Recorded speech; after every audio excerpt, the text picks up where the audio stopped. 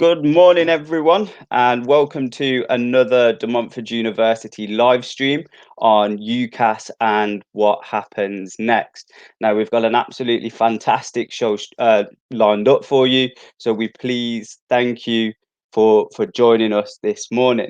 So, before we start, what I just want to do is just say a massive thank you for you all taking time out of your busy days, enjoying the sunshine, watching Netflix, playing on YouTube, whatever it may be, to listen to us talk about UCAS and what happens next.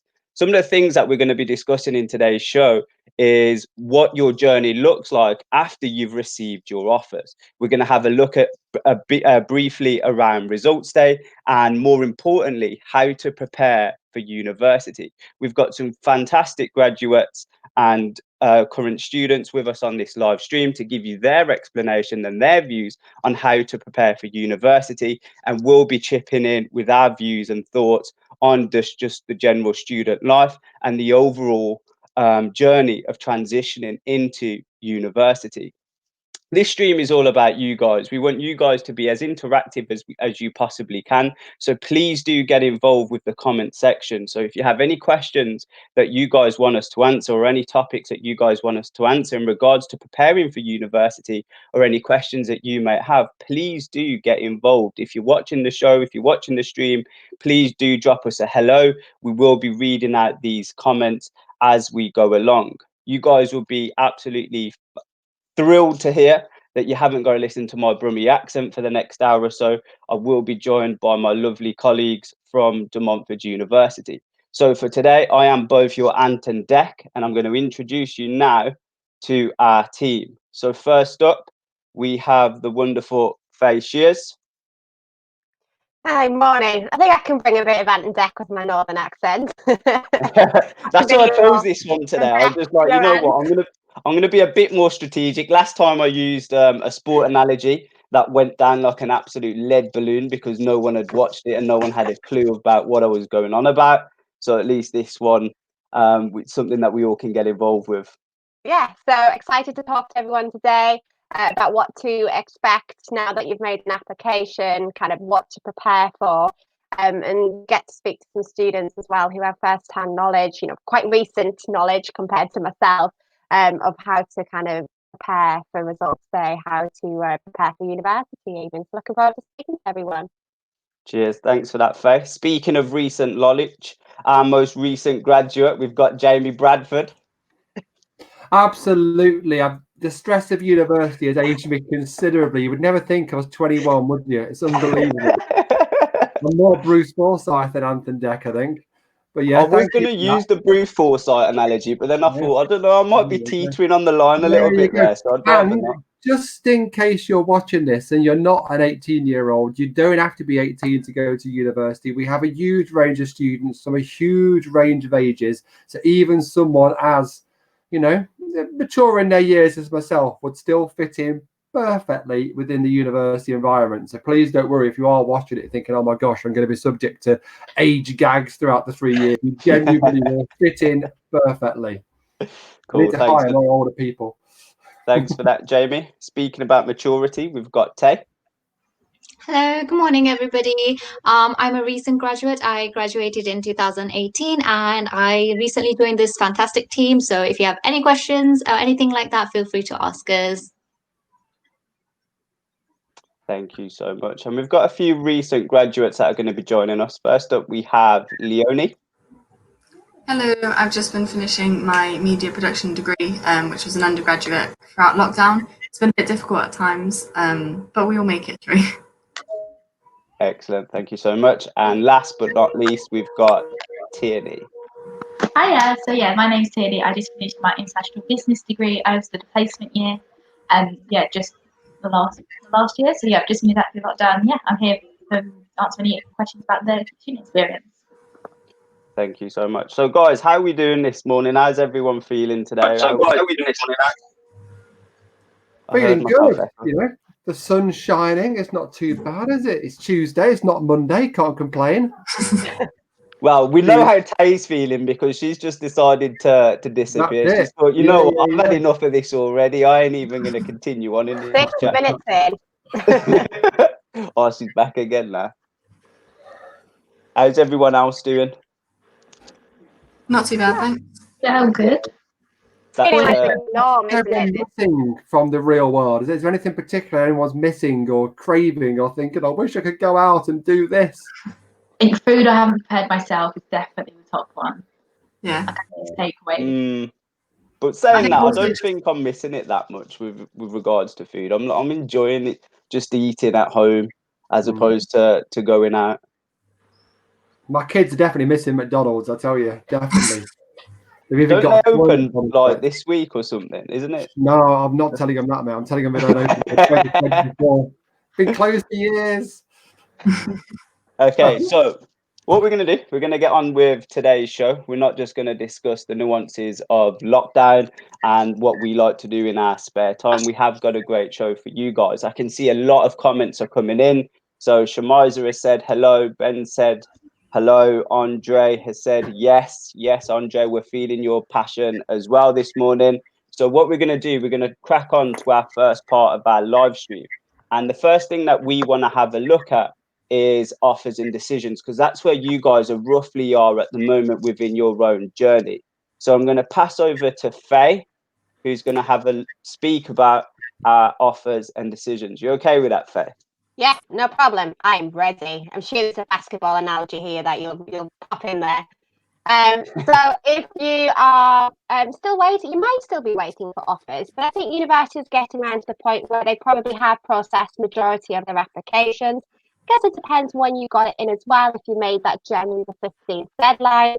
But some of the offers that you might receive include a conditional offer. So yes, we want you, but based on perhaps grades. It might be that you're offered an unconditional offer, so we'll have you. We think that you've already showed real promise. We want you as part of our student body, so then you might be offered an unconditional offer. Or it might be that you applied for something really competitive. There's a lot of competition for the number of places available. Perhaps it just didn't seem like quite the right match for you, so they might offer you an alternative course offer. So if that does happen to you, just think about it. Is it right for you? Or could you use it to get to the next step? So if it's like a foundation year they're offering you, for example, then that might be something that you consider before getting onto the undergraduate course. Now, you've got some really key decisions. You might not have made it yet. You've got until the 18th of June to decide actually which university do you want to go to out of all your offers, and maybe where you don't want to go to. So you can choose a firm choice, so that's your first, and then a backup insurance choice. Usually your firm choice would have higher entry criteria, and your insurance choice would have lower criteria. So hopefully there is, the possibility of you getting into at least one to the insurance if you don't get into your firm. Now, it might not be the case that you get into your firm or insurance, and we'll go into that in just a bit. But as I think I mentioned, you've got until about the 18th of June to make that decision. So if you're still kind of thinking, I'm not sure what to do, I love this university, but this course looks great, have a look on university websites. We do have online campus tour. We have lots of talks like this. You can get in touch with us on UniBuddy, talk, chat to students, chat to staff. You can email us, call us, WhatsApp us. There's lots of ways that you can speak to us to help kind of reaffirm your decisions. Thank you so much for that, Faye. Did anyone else notice Faye's lovely digital filter? Yeah, she was disappearing in front of her eyes, wasn't she? Yeah. She was making the most of this working from home life. Okay, so what we're going to do, we've had quite a few questions come in. So I'm just going to start going through some of the questions that we've had from YouTube. So the first question that we've had is from Bianca. And Bianca's asking, will DMU be doing September 2020 intakes? The answer to this one is we definitely will be doing September 2020 intakes. So term teaching will still start on the 5th of October as it normally does. What we don't yet know fully is the exact nature as to how that intake will run. Obviously, 5th of October is still 4 months away and schools have gone back this week. So we want the experience to be as hands-on and as face-to-face as it can be, while at the same time we need to make sure we are completely dealing with your safety, the campus's safety, the community's safety as well. So it's likely to be a form of blended learning when you might spend some time on campus, still having those interactions face to face, and some of your teaching will be digital, almost as it is now, on a sort of a sort of more restricted way. So there's going to be a lot of conversations happening. Well, there are lots of conversations happening. In the next few weeks, there'll be a definitive plan coming out to all of you guys as applicants or current returning students, talking about that in a lot more detail. Because obviously it's a very complicated thing, taking a teaching and learning of 20,000 people on campus and moving that to a digital or blended scenario. And we want the experience to be as perfect as possible. So keep your eyes and ears to the ground in terms of comms. Try not to worry about it, and information will come your way. June, I think, will be the big month in terms of decisions, clarity, and communication. So keep the ears to the ground, but try not to stress too much. Thank you so much. So, Angelica, I hope that's also answered your question. So, Jamie there briefly mentioned whether we're going to be doing the first semester online. And as he just mentioned, it will be an approach of blending learning. So, Faye, I think this question's for you because you're speaking about offers and decisions. So, Rochak's asking, I've got an offer letter. Now, what is next? Yeah, so you just pop onto UCAS track once you've made your decision, and that's where you need to choose your firm or your insurance choice. Any others, so if you've got 5 offers, 3 will be disregarded. So that's what you need to do. Pop onto UCAS track by the deadline and accept whichever offer you want to accept. Hopefully for DMU. We'd love to see you here. Absolutely. So thank you so much for that. So what we're going to have a look at now is the next big step in your guys' journey, which is the dreaded, the feared results day. Now, for some, this will be a joyous celebration. For others, you'll probably be crying for a couple of hours, perhaps the whole day, trying to stress your brains out. Oh my God, what's happening? And have an absolute breakdown. We hope that's not the case for you guys, but we've got some great experience to share with you to hopefully put your mind at ease. So we're going to cross over to Jamie, who's going to be talking a bit about the results day. And I'm sure he's going to share a few tales of his own results day experience, as he was quite a high achiever, shall we say? Yeah. You must be confusing me with a different Jamie. Results day it's a big day in people's lives. It's a really scary, stressful, because with your exams, you've still got time to prep, to research, to focus. So you're nervous, but you've got control. Results day is all about finding out how it went. Oh, you curse yourself. You wish you'd worked harder. You start getting a bit negative and paranoid. Most important thing on results day, whether it's an A-level results day, which this year is Thursday the 13th of August, or your BTEC or an access course, or if you're an international student, the qualification you're doing in your own country. The key thing when you get your results is to keep calm, try not to stress, and try to have a plan. So if your results go well, then hopefully plan A, which is the university you've chosen to go to, can kick in and off you go. If your results don't go to plan, that's when you can fall back on your backup plans. That might be an insurance choice through UCAS that you fall to automatically. Make sure your insurance choice is somewhere you want to go. And that was actually my insurance choice was the place I ended up going to. Didn't quite get the grades for the first choice, dropped to the insurance, but it was somewhere I've been to the open day. I knew I liked it. I was more than happy to go there. If you don't get into insurance either, if it's dropped a bit more than that, then you've got the option to fall back into a clearing opportunity that we'll talk about in a few moments. The clearing essentially is all of those course places that are available are there for you to opt into and to get yourself a backup place. So keep calm, don't panic, be organized with a plan, and just be adaptable. You know, if things go great, you might find yourself whooping and celebrating with your friends by lunchtime. If things don't, be prepared to spend the day working through those alternative plans. Don't bury yourself in the sand. Don't panic. Don't run away. Do make sure you're calm, you're thinking through the process, and you're reacting quickly and sort of proactively during that window. And I'm sure lots of our current students and recent graduates can give you some insight as to how their own results they went and how their friends' results they went, and some top tips from that. Cool. Whilst we're on the subject, so how did our results days go, guys? Anyone want to share their experiences? Mine was. Oh, Tierney. okay. Mine was, tough. I didn't get the results I wanted. Didn't get into my firm choice of uni, and then decided on the day that I didn't actually want to go to my insurance choice either. So had a bit of a stressful day going through clearing and getting my place in DMU, just because I decided to change my mind massively in a really short amount of time. But yeah, no, it all turned out really well in the end. It was just like 2 days of stress, but you know, turned into 4 years of like happiness, if that's cringy. So yeah, it ended up, the actual day was awful, but the rest of the results of it was good. Yeah, you want to go for yours? Yeah, mine was a good results day because my results were better than I'd actually expected. But DMU, I had a unconditional offer. That meant it didn't really matter what my grades were; they were sort of just for me.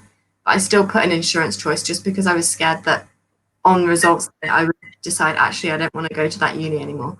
But by the time it came around, I was still wanting to go to DMU, so my results were kind of just an add-on.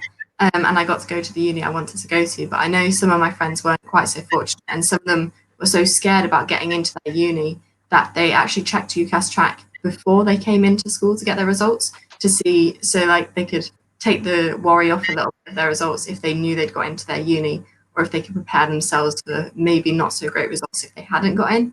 But yeah, it was overall quite a good day. And once my friends had sorted out some issues that they had, we were all able to go out and distract some of them and celebrate for the rest of us, which was nice.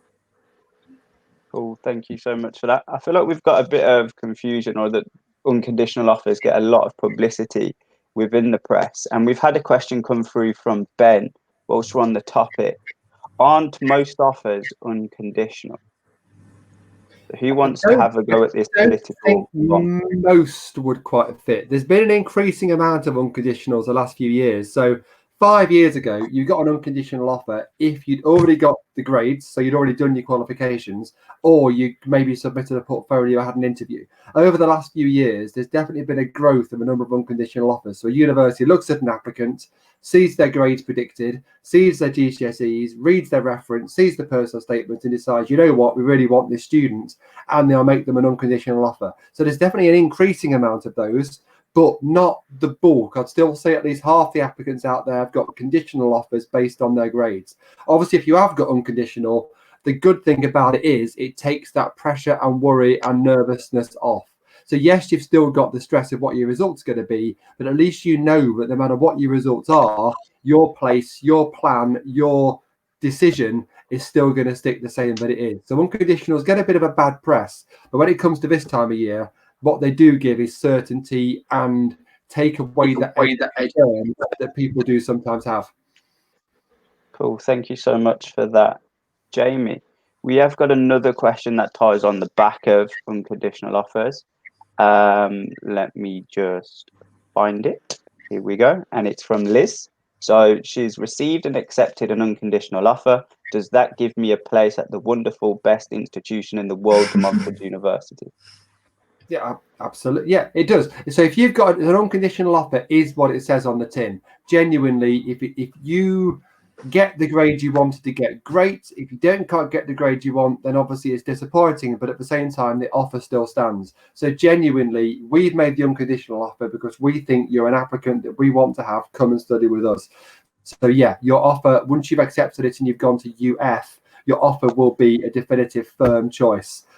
There's some people whose offer might still say CF because UCAS did put a short-term block on confirming unconditionals post the COVID-19 lockdown. We're hoping that very imminently anybody is still sat at CF will move through to UF if you've got an offer that is unconditional. So if anyone's sitting in that situation, which I know Lisa messaged about, don't worry, that should change shortly as UCAS are loosening some of those rules and regs.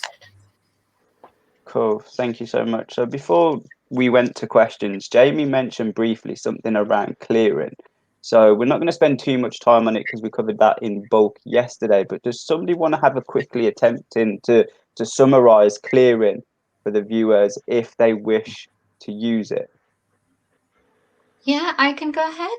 So clearing is basically, if you first of all, if you haven't met your grades and now you want to see if the course is available, then you can apply through that. Or if you've done better than what you've expected, so then you can maybe apply for another course, which a grade. Also, maybe a change of heart. So maybe you don't want to go to another university and you want to come to Montfort University. So you can go through clearing then as well. So it's just basically depending on your situation. If it's changes in circumstances, then you have this clearing in order to help you to get to university, so you don't have to miss a year out or anything. Thank you so much for that, Tay. Anyone else want to add on to that before we move forward? I think as well, just find out how you're going to collect your results. If you are to go into school, for example, how it's going to be done social distancing wise. And also, if you're not going to be around for whatever reason, you're unable to collect it, what kind of provisions they put in place of that. So just double check how you're going to be able to receive your results for you to then go on to something like clearing, if that applies to you. Thanks for that. Right. So the next step of where we're going to go with this is actually preparing for university. So now we're going to fast forward and say, right, you've chosen Montfort University as your choice, and you're looking to start with us in September, start of October. So how do you actually prepare? And for that, I'm going to cross over to Leonie, as she's a current / graduating student. How did you prepare when you knew you was coming to the Montfort University? And one of the first things I did to prepare was look at different accommodations that were available, because there's a lot of different student halls that you can go in, whether that's shared accommodation, like with a shared bathroom and a shared kitchen and everything, or with an ensuite bathroom and a shared kitchen, or a studio. So there's a lot of different options to consider, and you need to think about where you're going to be happiest.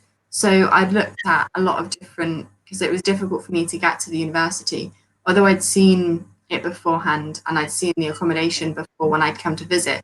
I was looking at loads of different options. So I was looking at some online, looking at photos that were on the website and everything, and also trying to see if there were some videos on YouTube about like tours of different accommodations, because that can give you a good idea of what the accommodation will actually feel like opposed to a picture.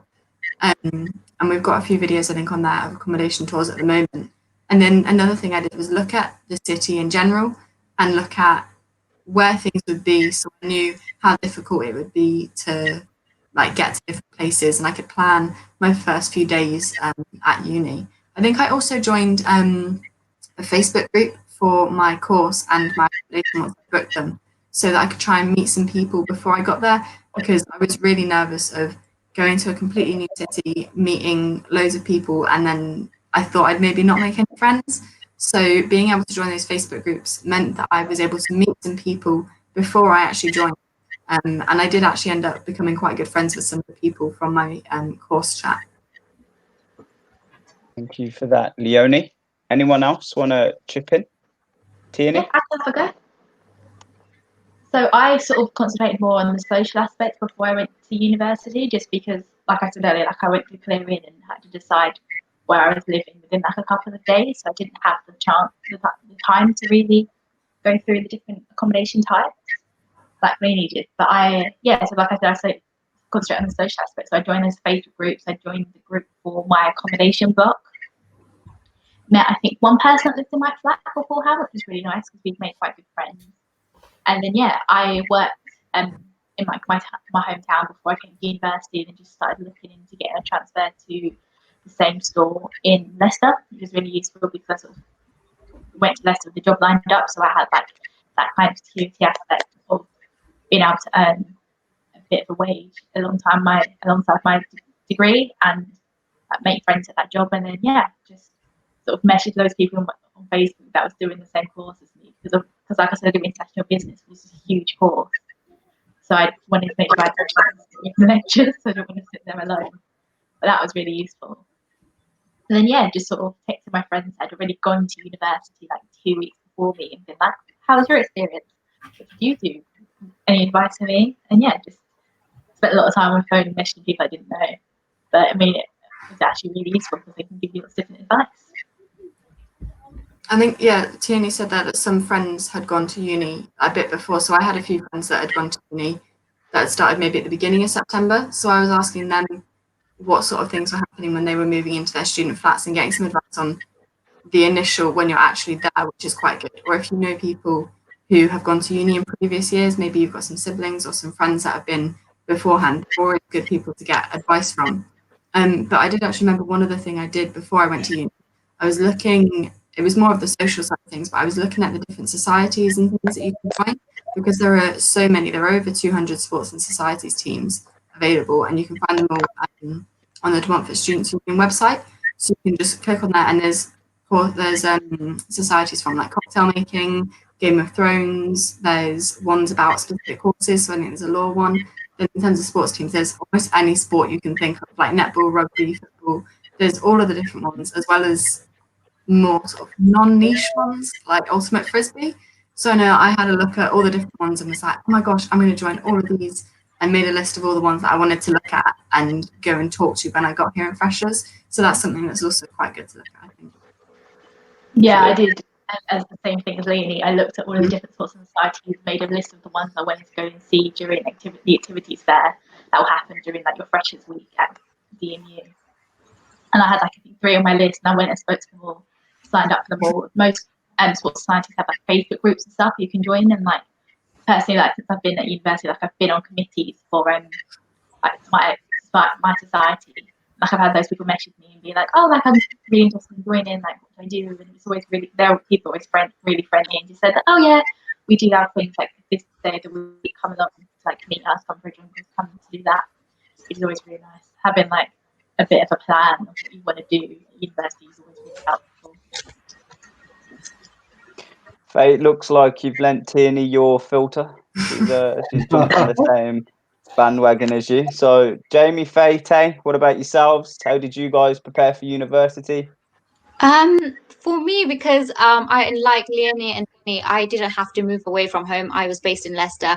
One thing I would say is if you have only clear the results day, one thing important, if you haven't thought about moving out, maybe think about your backup option, because I don't know what I would have done if I didn't get into DMU, because I hadn't booked an accommodation, which is why all this planning and thinking is really useful when it does come to the results day. But for me, again, with sports and societies, I did want to join all of these things because I know the reason why I did stay in Leicester and why I went to DMU was because I know they have this really great social side to it when it comes to sports and all these things. You can see a lot of things that they do around the city as well.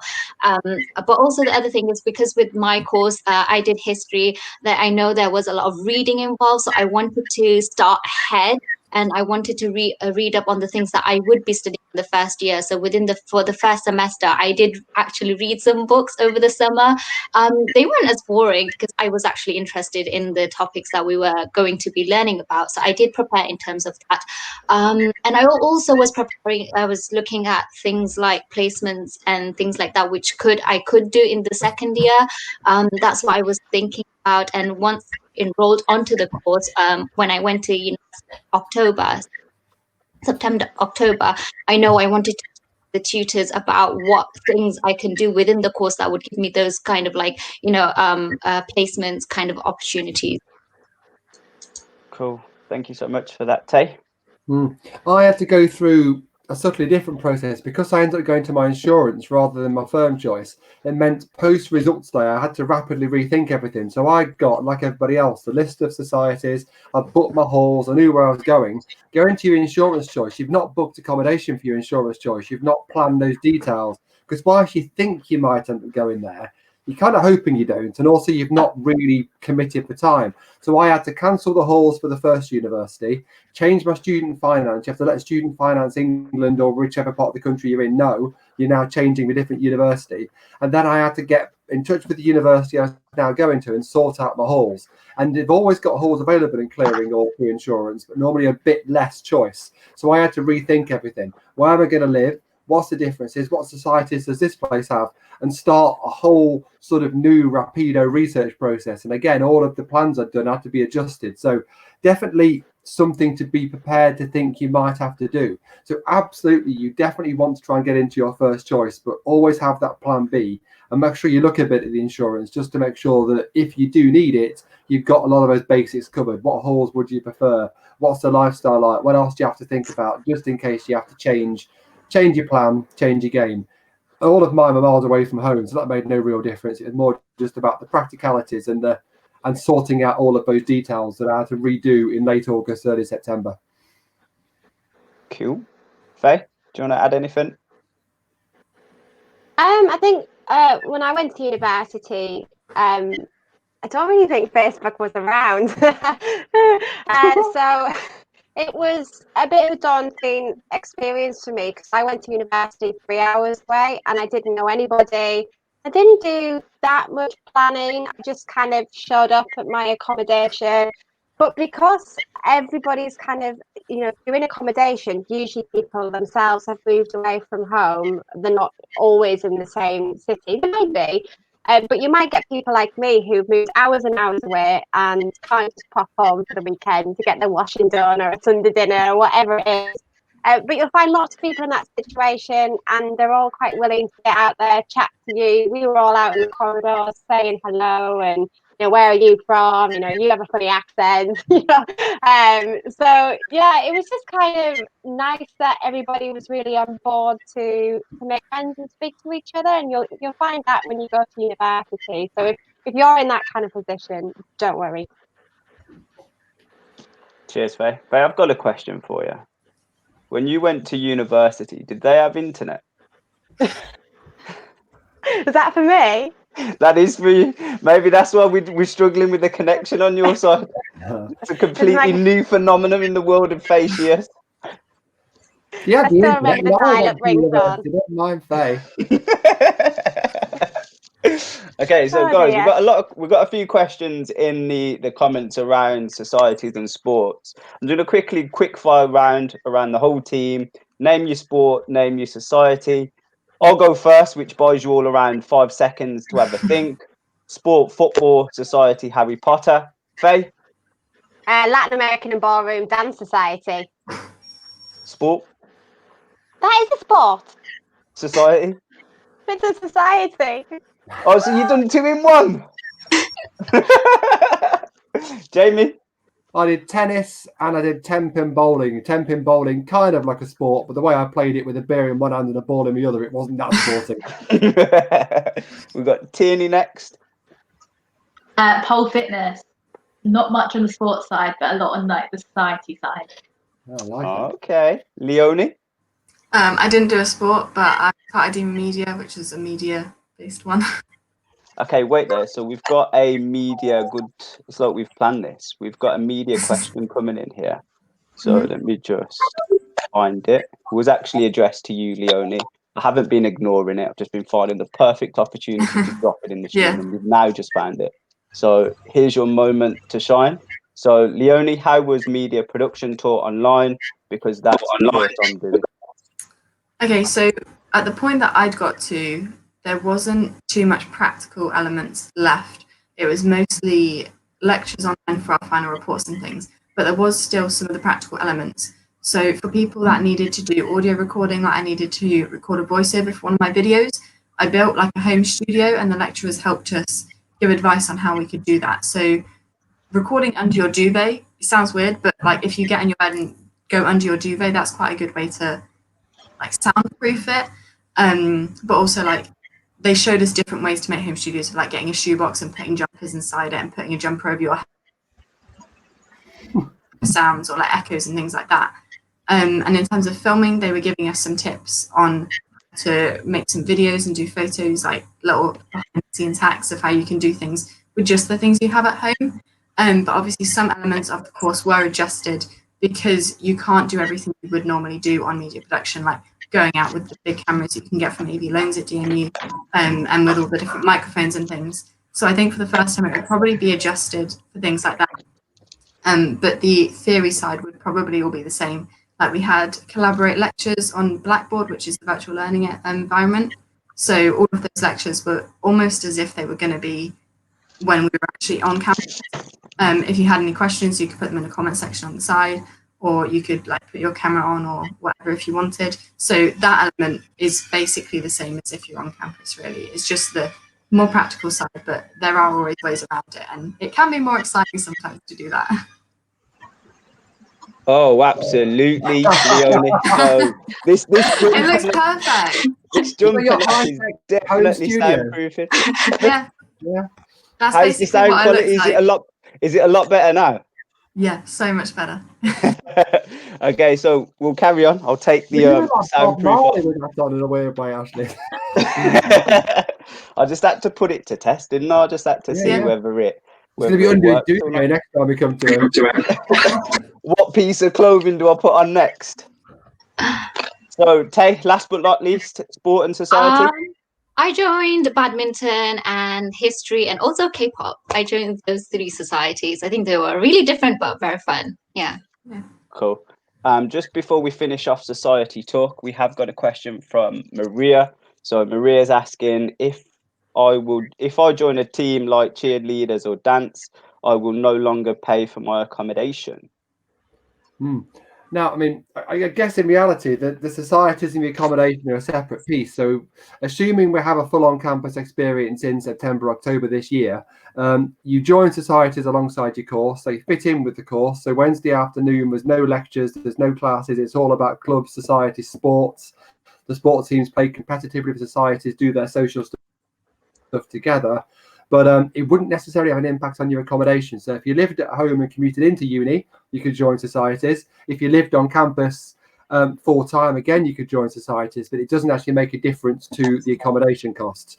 If we don't have a full on campus experience in September and you're not in your accommodation, we anticipate societies will still go ahead. But again, just like the course, they'll be blended and changed to try and get social activities going on, people to participate without it being face to face. But obviously, again, how they do that will vary society by society. So I think some of the society piece will evolve over the coming weeks, just like the actual academic experience in September. But we'll definitely try and make it a big social experience as well as an academic piece from September, October onwards. Coolio. Thank you for that, Jamie. So now what we're going to do, we're going to move on into the second half of our stream, which is all around student life. And now I just want to create a bit of an open discussion, guys. Everyone chip in. And the first topic that I want to cover is course life. So who wants to start us off on course life? I'll go first. Yep, go for it. So, like I said earlier, my course is international business, and it was typical with most business courses that I was actually only really in uni. So like lectures or seminars or tutorials for about 10 to 12 hours a week, but depending on the weighting of your module. So if it was a 15 credit module or a 30 credit module, you're expected to do like outside reading and outside assignments towards your module. So although like I was only in university 10 hours a week, I'd be on university in the library doing extra work, doing extra reading the textbooks in the library. There's so many, and they're absolutely incredible. And doing like extra work at home, which is really useful towards my course. So that's just been my experience. So I've been able to have my life planned around my course. So if I wanted to do like 3 hours work towards a module, an assignment, I would do that like whenever I wanted. So I work quite well throughout the evening. So I would always do my work in the evening rather than so happy out so I could sleep in the mornings pretty much. But yeah, that's like the good thing about university, that you can sort of mold it to your lifestyle. Yeah. Anyone else? Yeah, so my course contact time was quite similar. I had about 12 hours a week, and it would be split equally between my modules because my modules were all worth 30 credits, so they were all equal. But we had a mixture of lectures and labs. So the lectures were when you're in a big lecture hall and you would basically be sat listening to what the lecturer was saying. If you asked any questions throughout, then that was absolutely fine. But it would be quite a big hall with probably about 100 students because we would have courses from my own course, but also other courses would lap over onto my modules. So it wouldn't always just be media production in the lecture hall. Whereas when we went to the labs, it was smaller groups, probably about 20 students at a time, and it would just be my course. So if we had more specific questions for the lecturers, then that would be the time to ask them about the coursework, and when they would show us exactly how to use all the equipment we'd be needing to use, and how to do all the post-production elements and that sort of thing as well. So we'd have about 3 hours per module per week with the lecturers, but then obviously you have extra work to do on the side of actually completing the coursework and things like that. So I'd spend my time in the library, or we had computer suites where we could do all that editing and things. And I found those were quite good places to go and make sure I was with other people, because I'm one of those people, I need to be around others, so I feel guilty if I'm not doing work. But yeah, that's how I sort of go around. Cool. Anyone else? Mine was similar. So I had 12 hours. So we would have 1 hour of lecture and then 2 hours of seminar. Because in the seminars, we would go, whatever we've learned in the lecture, we'd go back, look at the reading and just discuss it with the lecturer. It gives us the opportunity to discuss things that you might not have understood. With Montfort University, I think most Wednesdays in the afternoon are free. So your Monday, Tuesday, Thursday and Friday would be busy. And then Wednesday afternoon, that would be all free for any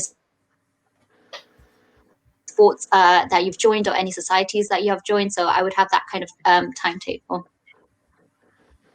Cool. Faye, Jamie? Mhm. Your course life, do you remember? I think for me, the one thing I didn't really think about before I started uni was how different the course experience and the actual student experiences is course by course by course. So like Tierney, I did a business related degree and I was in class for a dozen hours a week in a busy week. And one of my housemates did chemical engineering. He was in class for 37 hours a week, every single week. He had labs, he had lectures, he had seminars, he had placements, he had more labs. And literally he was doing the equivalent of a full-time job, getting up at 6:30 in the morning, getting ready and prepped for doing studies, be on campus for 8:30, and he was there all day.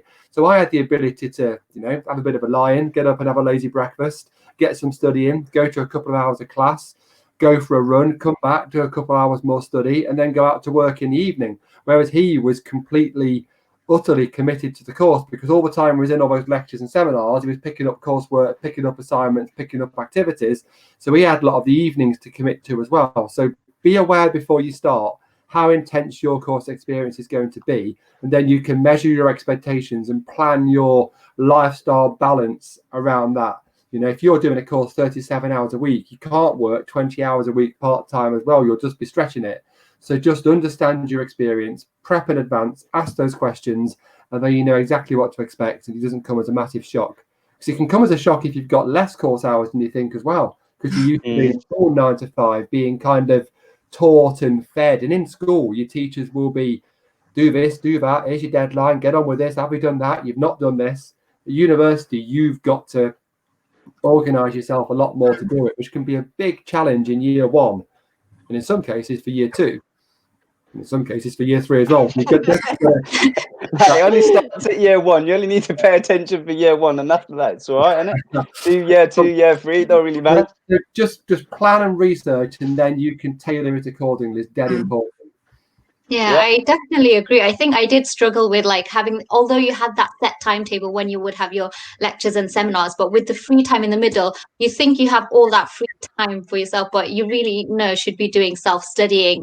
Because with Montfort University, town is right next door, food is right next door. So it's very tempting to just go out on your lunch break and just have that little fun, especially in the summer. Right now, the campus is beautiful.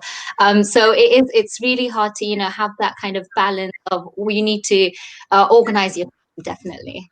Ted, you're not fooling anyone. We know you spent your time in town. You weren't doing these study hours. So stop trying to. Leicester's very beautiful, especially walking on campus right now. One thing I really do miss about campus right now in the summer, right next to the river and with the Vijay Patel building, I want to go back work. Faye, before I move on. I think, what Jamie said really resonated with me. I think first year probably was quite difficult for me. I probably only had about 12 hours, so there was a lot of self-study that I had to do, and it's changing your way of learning, your way of kind of thinking, get cracking on with your work. And I probably didn't do as well as I should have in my first year. It was a slightly different style of learning as well, a new subject. But the one saving grace was that first year didn't count towards my overall grade. And I think that's the same for a lot of courses. So I really kind of picked myself up second year, third year and fourth year, and kind of got used to the teaching style, what was expected of me, and did a lot better. And I was really happy in my first year. Yes, I passed it. but it didn't go towards my overall grade. So have a look at that as well. I'm not saying you can slack or anything like that, but if you're having a bit of an readjustment to university life, you're a bit away from home, things are a bit different. You've got that kind of that you know that if you do slip up, second and third year is where to really do your best. Yeah, I mean, completing university with no internet must have been difficult as well, to be honest. I don't know how you quite managed it, to be fair. The library, it's full of books. Good old book. Hey, old school. Whilst we're on the topic of books, I swear this is like it's becoming like we're starting to plan stuff. So we've paid Dawn to ask this question at this moment in time. So is there any information available for what I might need to do / prepare for my course in September? What equipment might I need? It's architecture. Thanks. Yeah, nearer the time. So normally from kind of midsummer onwards, sort of July onwards, once students become firm, you'll get sent through a reading list along with some preparation material that will help you understand what you can do in advance, what books you might need, what websites you might want to sign up to, those types of things. And also with there being a potential that there might be some studying from home this autumn as well, there'll also be lots of additional information regarding what material you would need to prepare in advance for that as well. So there will be a whole load. I mean, I don't know if you guys take it in and you can come out and explain your own sort of, did you get comms beforehand telling you what to bring and what to do and what to think about? I don't think I did personally. I think once I started at university and got my module, actually went to my first seminars and things for each modules, we were told the books that we needed for that module. But then we also told straight away that you can pretty much find the same module either online, for free through the EMU library, or there's copies of the books in the library. So I made quite a good group of friends of my course. So we would either go and find the book in the library and then take it out and keep it in one of our houses. And then what I did when I moved into my second year, I lived with 2 people of my course. So we bought the textbook between the 3 of us, just kept it in the house and we used it when we needed. And at the end of the year, we sold it off to one of the people we knew in the year below. Mad. Some people go and buy every single book and come back with a huge pile from Waterstone. Just dust in the corner. Especially business textbooks, they tend to be 50 quid each time. And I mean, if you can do that, then that's incredible. But I definitely couldn't afford the 50 quid for a textbook for my 6th year. So I pretty much all of them, which is fantastic, at least for me. Yeah. With media, Leonie, did you have to? Is it like a loan store or something that you can need to borrow? Yeah, so before I came to uni, I was scared I'd have to buy my own equipment and all the software that I'd need and everything. But we were told beforehand that we wouldn't need to do that because, as Peony said, all of the books that you need are in the library and you can get them. Most of them, they have an online copy as well if you don't want to get the physical book. But I quite like having physical books, so I'd go and borrow them. But in terms of equipment, there's all the software you need. We tend to use the Adobe suite, which has got Premiere Pro and After Effects, design, all those kinds of things. And you can have those computers in the buildings that have access to them. And while we were learning at home, they were also able to get us access at home. So with our student email address, we were able to have access to that software for a couple of months while we need to be finishing our coursework and everything, which was really helpful. So you don't have to be paying the however much a month to be able to do it. If you do want it on your own equipment, then you can buy it, obviously, but it's not essential. And then in terms of cameras and microphones and all those kinds of things, there's AV loans. So again, you don't have to go out and buy them all, which can get quite expensive because the camera body and then the lenses and everything you'd want. So what you can do is they've got a website, you just go on and make your booking and you can book up to half an hour beforehand. Then you just go in and you can, and then you just take it back 3 days later. So for all of your coursework and everything, you're not having to go out and buy all these extra things. It is provided for you there, and you're only charged if you return it late. So as long as you have it on time and you know when you've got to take things back, then you'll be fine. Cool. Thank you for that. Protec's asking, does anyone know how to get the occupational health clearance done? So Tay, I believe you can help Protect with this. Yeah, so the occupational health checks, they're more, the admissions team would send them out more closer to this time. I believe they haven't sent it out yet for this year. They are thinking of sending it towards the end of this month, end of June or early July. With the current situation, things have been back a little bit. So if you just wait for an email from the admissions team, you should be receiving email links with the occupational health check and DBS form. And then once you get that, just fill them out, and then you'd be able to, you know, have that ready for when you come into when you come to the university in September.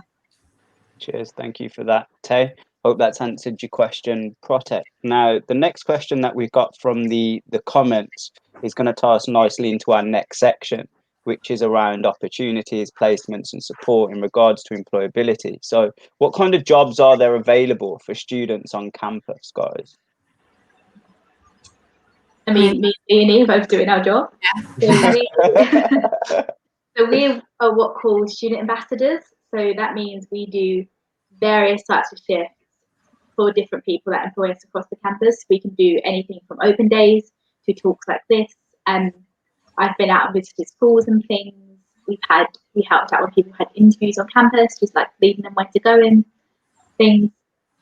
Student ambassador is fantastic because you can work when you want to. So if you don't need to, if your course is too busy for a couple of weeks, you don't have to pick up any shifts, but then there are always shifts to pick up. And it's a really varied type of job that you can be doing anything from like one day to the next. Yeah. Leonie, anything else you want to add? I think there's also that you can help the students that are doing your specific courses. So you can be doing sort of generic things with just students that are applying for any course. But then again, you do also sometimes get students that are applying for your course specifically. So you can teach them the way your course runs. And I find that's quite a good thing. I really enjoy it. And it shows that I have actually learned something from my course. And I know what it's about. It makes you feel like you're really intelligent, which I like. Jamie, how does one become a student ambassador? How does one become a student ambassador? Well, one fills in an application form in the autumn term. So once term starts, every single year we're looking to top up the ambassador pool. So you can either be a student ambassador working for the wider university or a brand ambassador working for your course. But it's always, as they say, a flexible job, fits in with your course, gives you lots of developing skill sets, allows you to see the other side of the university and meet the future generations of students coming through. And it's pretty well paid as well. But also, Leicester is a big city and we are right on the edge of a city centre. So you've got the whole of the urban scene in terms of jobs as well, in terms of there's loads of shops and restaurants and bars and nightclubs all within walking distance of a campus as well. And we've got a Unitemps body, which is a student temping agency on campus as well. So you can walk up to their office and say, right, I'm looking for a part-time job. They'll take some of your personal details, your passport, work out what sort of hours you've got and work with you to find you some suitable jobs there as well. So because we're in a big urban environment and we are within walking distance of that, there's a lot of employment opportunities as well as being a student ambassador and working for the uni. It's a pretty decent opportunity, and you know, it's a big city, 300,000 people, and it's 5 minutes away. Off the back of that, in terms of jobs and employability, I've heard of a program called EMU Works. Faye, can you tell me what that is? Yeah, so we kind of do all sorts within DMU generally when it comes to work placements, employability.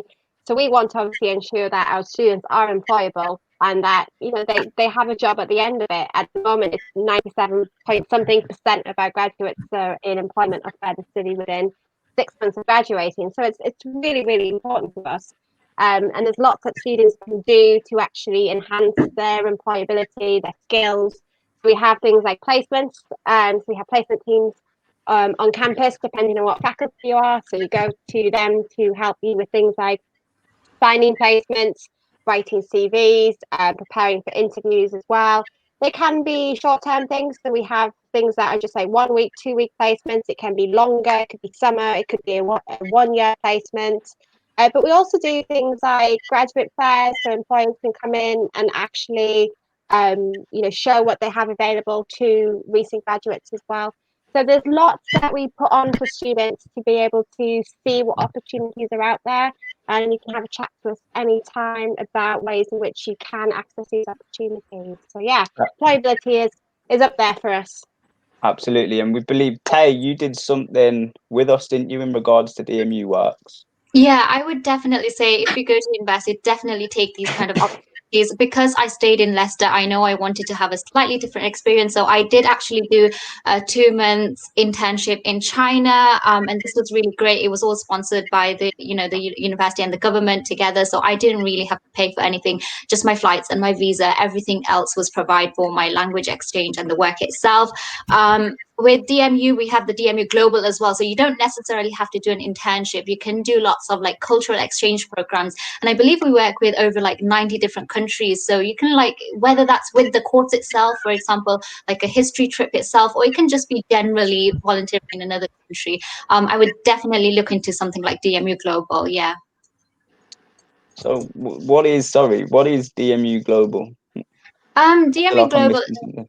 Yeah, DMU Global is an initiative from the university where, we get students to go out into different countries, experience different cultures, and, have that global experience, not just over here, having that going to another country, learning about their cultures, learning different skills, because, for example, if you're doing business or something like that, business is different in another country. So and we live in a very global world right now. So it increases your work opportunities, for example, if you want to work in another country. And it's just to build you, to help you. So once you do graduate and you are into the world of work, you'll be able to easily kind of ease into, this new environment that you would have. When you're talking about traveling and going across the world, it can be quite expensive, can't it? So is DMU Global something that's affordable and achievable and inclusive of all students?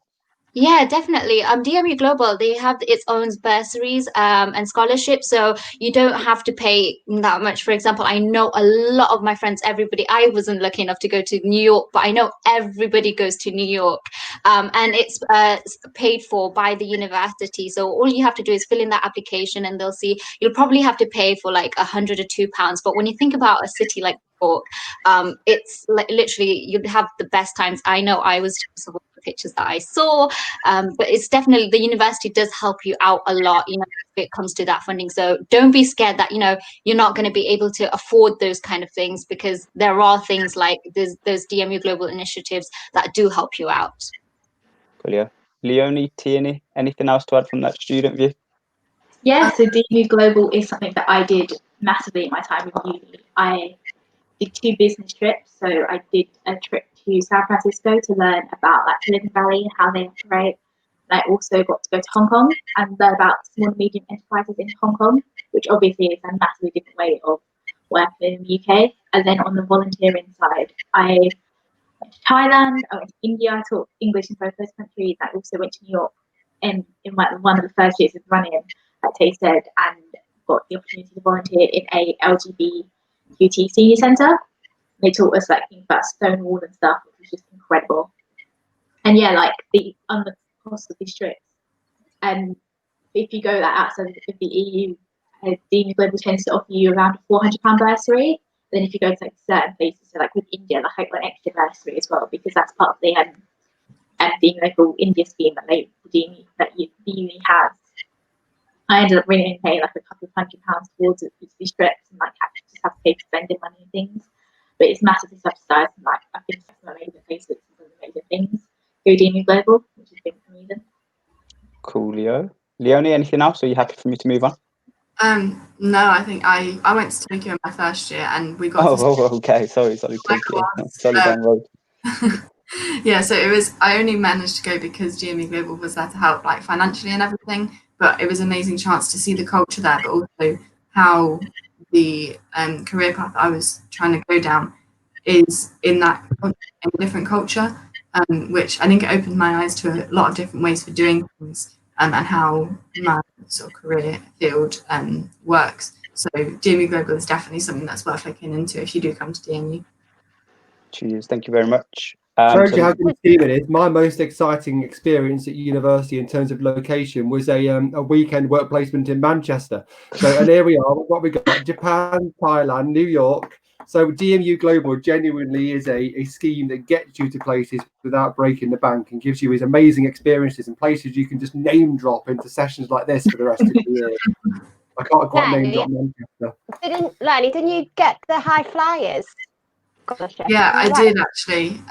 So because I'd done so well in my A-levels, it meant that I got an extra bursary towards DMU Global. So I actually didn't pay anything towards Tokyo, which I think I forget sometimes. But most students, it wouldn't have been a lot for them, but I didn't have to pay anything because it meant I had a scholarship, which meant I would be able to get this opportunity without having to put anything of my own into it. So doing well in your A level does pay off sometimes. There you have it, spoken from Leonie herself. Our final section, I know time's creeping up on us. We are at an hour, so we're going to quickly wrap up after our final section, which is just a little bit around social life. So Faye, back in the day, how was the social life and how has it changed? Jamie, you know it's coming to you next. I think if you know, Ageism. Unite Out didn't get posted all over social media. No, I'm joking. How is social life today in regards to university? Because I feel like that's also a big part of why students want to come to university, because they hear around the notorious student life, social life. So does anyone want to share some experiences of that? PG related, guys. Still only 12 o'clock. I think it's nice that you just meet so many different friendship groups. You know, if you move into halls, you know, you meet friends there. If you join a society or sporting team, you meet people there. You go to your course, you know, your classes, you meet people there. You just meet so many different friendship groups. You know, you can blend them together, you know, go out for, you know, when we can go out and see friends and everything. So it's nice to just have all those different friendship groups. And I still have met my husband. Obviously, it was my husband there in first year in halls of residence, and it's like 13 years later now. So yeah, I'm not saying go to university because, you know, get married or whatever. I was going to say, you don't read that in the brochure, do you? Go to university, find yourself a husband or a wife. It's statistically proven guaranteed or your money back. Apparently, a lot of people meet their future spouses at university. Just putting it out there. No, it is true, actually. Yeah, I've known other scenarios like that. We should put that in our main reasons to come to DMU, shouldn't we? To find love. Yeah. There could be some money in it for us. We'll talk about it later. Okay. Anyone else want to share their experiences around social life? Any freshers? Yeah, I mean, during freshers, there's a lot of like focus on the nighttime events, but the daytime events are like almost just as good, if not better. I know this year there was a coffee crawl, so we got to go and see all the different coffee shops, which some of them I realised after were really good places to study in. So I have been back to those after that freshers event and studied in them. But there's also a really good opportunity to like meet new people, and even in second and third year, you can still get involved in all the freshers events and go with your current friends. And we often do races of like who can get the most amount of freebies and things like that, which is quite fun. But then you've obviously got a lot of pens and things afterwards. But I think one of the things about uni that I'm most grateful for social-wise is the fact that I've, as Faye was saying, met people from like so many different people from so many different areas, because I'm not from the UK, so I've not really visited many areas before. But I've got friends from like Wales, friends from up north, from down south. So I've been able to go to a few different of those places to be able to see them in their hometowns, which is really nice. I think it's opened my horizon to what the rest of the UK is like. Yeah, I really agree with that. I think a lot of people focus on that when you go to university, like what you come out is with a degree, and obviously your degree is like why you should go to university. But also like the amount of people you meet and like the things you learn from the people you meet and like the person you become throughout a degree is like just as important as like an actual degree. Like the person I was like before I came to uni like 4 years ago, it's just worlds apart of like the person I am now. Like doing things like this, I would never have been able to do when I was 18, but now like live experience every day is kind of like second nature to me. But yeah, that's like probably been like the most amazing part of like a degree or like going to the EMU. It's just that you just become like a completely different person. Yeah, absolutely. Anyone else? You gain so much in the way of skills and confidence. It definitely, you're because you're graduating skills, and yourself as a graduate, it's not just I know X amount of information about X subject. It is that rounded, developed, mature person you've become. And actually, one thing, just thinking about this autumn term is going to be different to a normal autumn term, because you're not all going to be powered into lecture theatres the same as normal. There's going to be an element, probably a large element, of digital learning. And actually, that's going to be a massive skills development piece in itself as well, because the world's only getting more and more digital. So the skills that people will gain socializing, studying, doing group work on these digital platforms through the autumn term actually is going to give you guys skill sets that will be able to use in your future careers as well. And it will still be a social environment, even if it isn't always a face-to-face environment. So, it definitely, I think skills development is going to be something that will be even more on the cards this year compared to even standard cycles. Absolutely. So before we wrap up, has anyone else got anything else they want to add? I don't want to hear afterwards you didn't give me a chance to speak about how wonderful my social life was.